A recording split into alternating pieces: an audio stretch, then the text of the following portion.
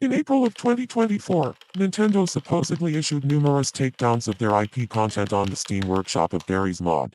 Content that would go on to span almost 20 years listed up there.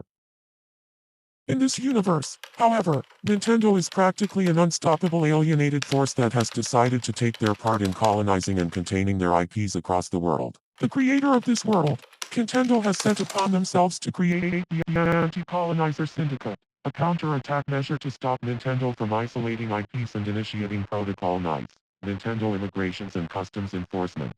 If put into effect, every isolated IP, everything that belongs to Nintendo and is contained, will be instantly sent back to their respective video games. Those that resist capture.